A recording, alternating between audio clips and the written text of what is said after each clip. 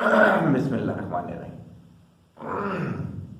इब्तिदा की मिन अल्लाह ताला के नाम से जो तना इबादत के लायक है।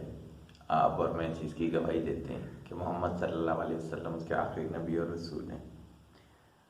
आप और मैं इस चीज़ पे भी कमिटेड हैं कि इल्म का माखिज़ कुरान मजीद और उस तक पहुँचने का रास्ता मेरे नबी की सुन्नत।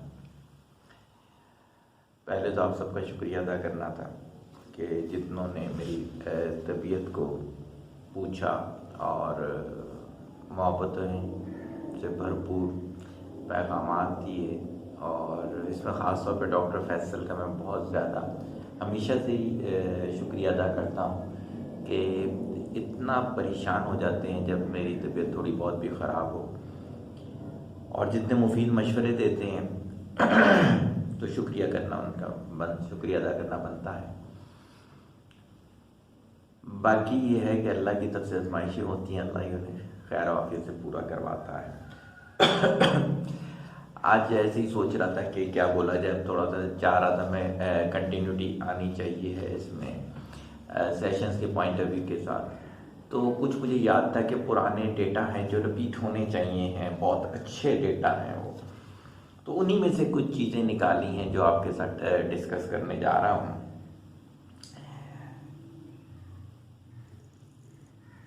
एक स्टोरी है, किसी किताब में पढ़ी थी, फिर देखिएगा मैं उसे इस्तेमाल कहाँ करने जा रहा हूँ। जहाज़ पर कुछ लोग यूके गए। इनकी सिगरेट की आदत थी, जब सिगरेट ख़त्म हो गए तो वो रस्सी काट काट कर पीने लगे। ये खबर एक शख्स ने पढ़ी, वो उस वक्त सिगरेट पी रहा था। उसे अपने से घिन आने लगी कि यार देखो, जब इंसान जो है वो एडिक्ट हो जाता। हाँ, तो मैं आपको बता रहा था कि उसने जब ये न्यूज़ पढ़ी कि सिगरेट पीने वाली आदत इतना इंसान को मजबूर कर देती है, तो उसे अपने आप से घिन आने लगी कि मैं भी कभी ना कभी ऐसा हो जाऊंगा। इसने आधी सिगरेट वहीं रख दी और कहा कि जब तक मुझे ये यकीन ना हो जाए कि मैं ऐसा नहीं करूंगा, यानी कि मैं ऐसा मजबूर नहीं होऊंगा, उस वक्त तक मैं इस आधी सिगरेट को हाथ नहीं लगाऊंगा। और जानते हैं क्या हुआ फिर? 20 साल गुजर गया और उसने सिगरेट को हाथ नहीं लगाया। मोरल ऑफ द स्टोरी बताऊं क्या है? कि उसने कभी होश में रह के सिगरेट पी ही नहीं थी। इंसान कभी होश में रह के गलत काम कर ही नहीं सकता।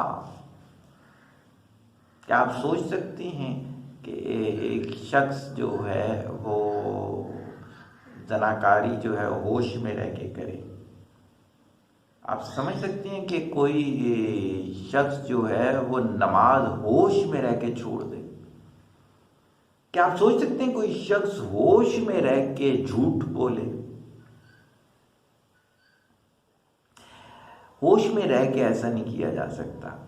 और यही तो बात समझने वाली है कि हमारे नफ्स ने, शैतान ने हमसे हमारे होश ले लिए, हमें खौफ में मुब्तला कर दिया कि अगर तुम झूठ नहीं बोलोगे तो तुम्हारा सामान बिकेगा ही नहीं, अगर आप धोखा नहीं दोगे तो आप बड़े आदमी बन ही नहीं सकते,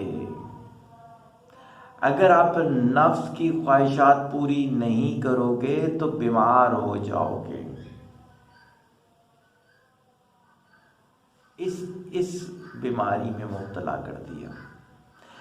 तो अगर आप अपनी बुराइयां छोड़ना चाहते हो तो होश में आओ।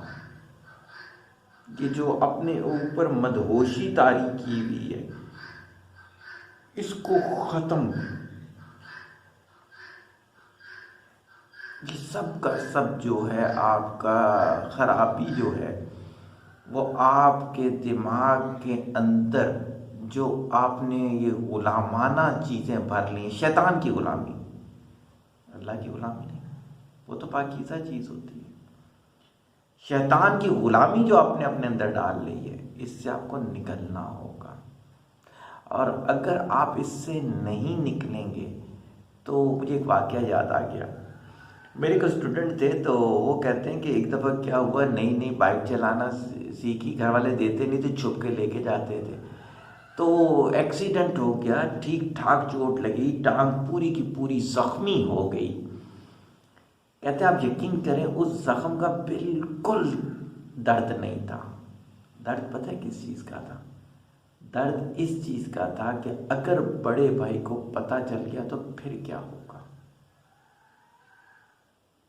ये जितनी तकलीफ, जितने आप दर्द महसूस करते हैं, ये आपके दिमाग में होते हैं।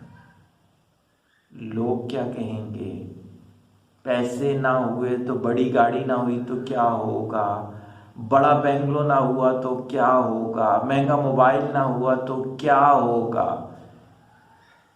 इन तमाम गुलामाना सोचों से निकलें।